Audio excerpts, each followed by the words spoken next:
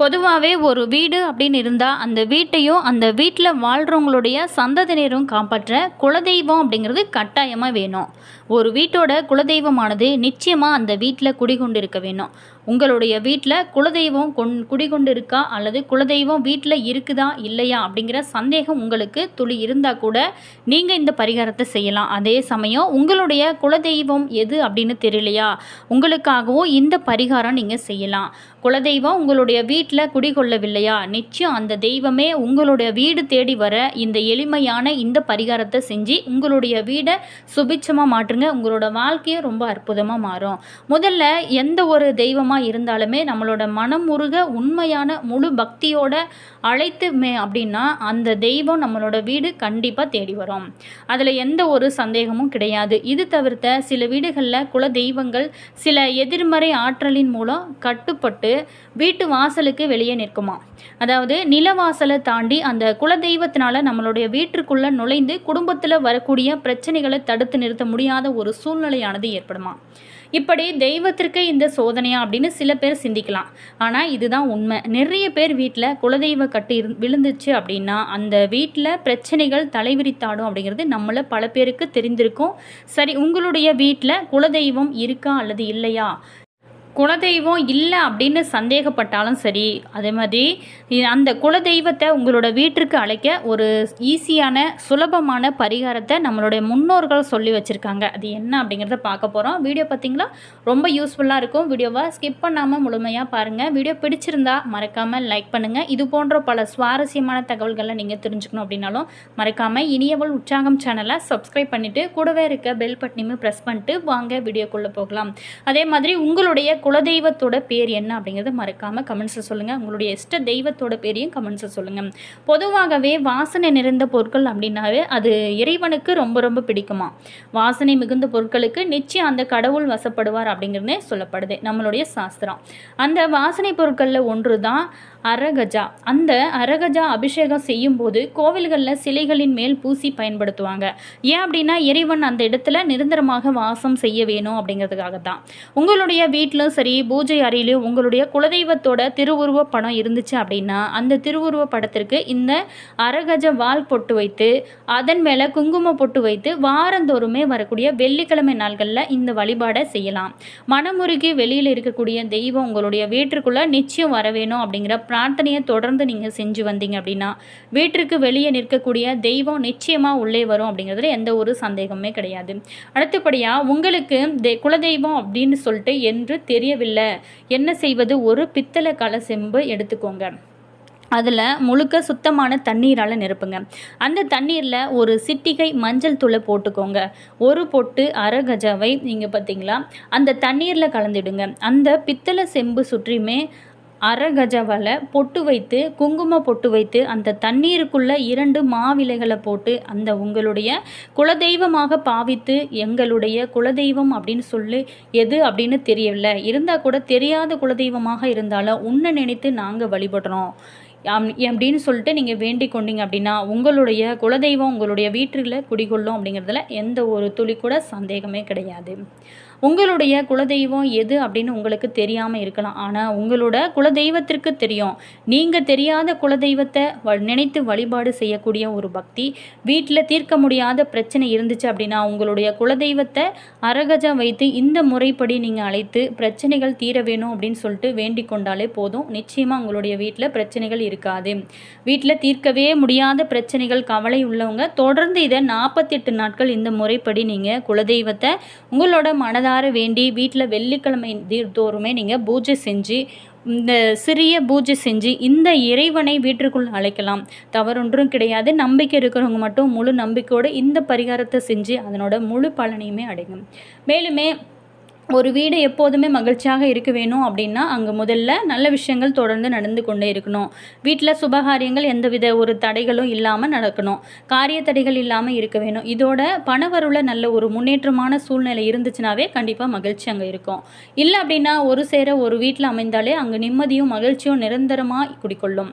இதை எல்லாமே பெறுவதற்கு நம்ம நிச்சயமாக உழைக்க வேணும். அதற்கான முயற்சிகளும் எடுக்க வேணும். அதோடு சேர்த்து தெய்வ வழிபாட்டையும் நம்ம செய்கிறது நல்லது. இந்த தெய்வ வழிபாடு அப்படிங்கிறது அவங்கவுங்க விருப்பத்திற்கு ஏற்றபடி நீங்கள் தெய்வங்களை வணங்கலாம். பொதுவாகவே எல்லார் வீட்லேயுமே பொதுவான தெய்வ படங்கள் அப்படின்னு சொல்லிட்டு சில இருக்கும். அதையெல்லாம் நம்ம எப்போதுமே வணங்க வேணும். சில குறிப்பிட்ட நாளில் குறிப்பிட்ட முறையில் அவர்களை வணங்கும் போது நிறைய யோக பலன்கள் திடீரென நமக்கு ஏற்படக்கூடியும் அப்படின்னு சொல்லப்படுது. பணவரவு அதிகரிக்க நம்ம வீட்டில் எப்படி தெய்வ வழிபாடு செய்யலாம் அப்படிங்கிறத பார்க்க போகிறோம். முதல்ல வீட்டு தெய்வம் அப்படின்னா என்ன அப்படின்னு தெரிஞ்சுக்கொள்கிறோம். வீட்டிற்கு தெய்வம் அப்படின்னு பெரும்பாலுமே அனைவரோட குலதெய்வம் அப்படின்னு நினைச்சுக்கொள்வாங்க. நம்மளுடைய வீட்டில் தினந்தோறுமே பூஜை அறையில் வைத்து வணங்கக்கூடியவங்க தான் வீட்டு தெய்வங்கள். இன்றைய தினத்தில் அவங்கள நாம் எப்படி வணங்க வேண்டும் அப்படிங்கிறத நம்ம விரிவாக பார்க்க போகிறோம்.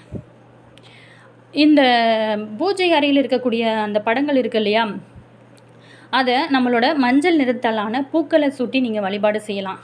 அதோட எளிமையான ஏதாவது ஒரு நெய்வேத்தியத்தை படைத்து வணங்கலாம். மேலுமே முதல்ல பூஜை அறையில் தீபம் ஏற்றி வைத்துட்டு வீட்டு படங்களுக்கு மஞ்சள் நிறத்திலான பூக்களை வைத்து தெய்வங்களுக்குரிய ஒரு மந்திரங்களை ஸ்லோகங்கள் அப்படின்னு சொல்லிட்டு உங்களுக்கு எது தெரிந்தாலும் அதை உங்களோட மனதார நீங்கள் நினச்சி வழிபாடு செய்யுங்க. அதன் பிறகு சிவபெருமான், பைரவர், முருகப்பெருமான் அப்படின்னு சொல்லிட்டு யாராக ஒருவரை இந்த நாளில் நீங்கள் சென்று அவங்களுக்கான வழிபாட்டை முறைப்படி நீங்கள் செய்யுங்க. செவ்வாய்க்கிழமையானது முருகருக்கு வழிபாட்டுக்கு ரொம்ப ரொம்ப உகந்தது என்று பார்த்தீங்களா. அஷ்டமி திதியும் செஞ்சீங்க. அஷ்டமி பைரவரை வழிபாடு செய்வதும் ரொம்ப நல்லது. இவங்களுக்கு எல்லாமே முழுமுதற் கடவுளான சிவபெருமானை வணங்குவது இன்னும் ரொம்ப சிறப்பு. இந்த வழிபாட்டை பார்த்தீங்களா நீங்கள் நேரம் கிடைக்கும்போது செய்யலாம். அதே மாதிரி இதை செய்யும்போது உங்களோட வாழ்க்கையில் நல்ல ஒரு முன்னேற்றம் கிடைக்கும். அது மட்டும் இல்லாமல் நமக்கு வர வேண்டிய பணமாக இருக்கலாம், நல்லது நாம் எதிர்பார்த்த பணமாக இருக்கலாம், புதிய வேலை தொடர்பான தகவலாக கூட இருக்கலாம். ஏதாவது ஒரு நல்ல செய்தியோட கூடிய பணவரவு நிச்சயமாக கிடைக்கும். நம்பிக்கை இருக்கிறவங்க முழு நம்பிக்கையோட இந்த வழிபாட்டு முறையை தொடர்ந்து செஞ்சு பாருங்கள். நல்ல ஒரு முன்னேற்றத்தை காண முடியும். அதே மாதிரி குலதெய்வம் இருந்தும் கூட உங்களுக்கு பேசாமல், அதாவது வராமல் இருக்கக்கூடிய குலதெய்வத்தை தயக்கம் இல்லாமல் வீட்டிற்குள்ளே வர வைக்க இதை செஞ்சாலே போதுங்க. நம்மளுடைய வீட்டிற்குள்ளே தெய்வம் குடிக்கொள்ளும். சில வீடுகளில் பிரச்சனைகள் அதிகமாக தலை விரித்தாடுவதற்கு எதிர்மறை ஆற்றல் தான் முக்கிய காரணமாக இருக்குது. எதிர்மறை ஆற்றல் இருக்கக்கூடிய இடத்துல தெய்வங்கள் பொதுவாகவே குடியேறவும் பேசவும் தயங்க தான் செய்யும். எந்த ஒரு வீட்டில் தெய்வங்கள் குடிக்கொள்ளாமல் இருள் சூழ்ந்த நிலையில் இருக்கிறதோ கட்டாயமாக அந்த வீட்டில் தேவையில்லாத பிரச்சனைகள் தொடர்ந்து கொண்டே இருக்கும். வீண் சண்டை சச்சரவுகள், உடல் நல கோளாறு, பண பிரச்சனை, இப்படியாக எதனால் பிரச்சனை வருது அப்படின்னே தெரியாமல் உங்களுக்கு நேரமில்லாத அளவுக்கு கஷ்டங்கள் வந்து கொண்டே கழுத்து நெரிக்கும். இப்படிப்பட்ட சமயங்களில் நம்மளோட ஜாதகத்தை கொண்டு போய் நம்ம முக்கியமாக ஜாதகத்தில் பார்ப்போம். அல்லது நம்மளோட வீட்டில் ஏதாவது ஒரு பிரச்சனை இருக்கிறதா அப்படிங்கிறத கண்டறிய நம்மளோட வீட்டிற்கு யாராவது ஒரு அனுபவமிக்க அருள் நிறைந்த ஜோதிடர்களை அழைத்து நம்ம கேட்டாலோ அவங்க சொல்லுவாங்க, உங்களுடைய வீட்டில் தெய்வம் பேசவில்லை, குடிக்கொள்ளவில்லை, உங்களுடைய குல தெய்வமும் உங்களை காக்கக்கூடிய தெய்வங்கள் அனைத்துமே உங்களுடைய வீட்டு வாசல்லையே நிற்கிறது அப்படின்னு. இந்த சூழ்நிலையில் நம்மளோட வீட்டை எப்படி காப்பது அப்படிங்கிறத விரிவாக பார்க்க போகிறோம். நம்மளுடைய வீட்டிற்குள்ளே நுழையக்கூடிய நல்ல சக்திகளை சில சமயங்களில் எதிர்மறை ஆற்றல்கள் தடுத்து நிறுத்துமா.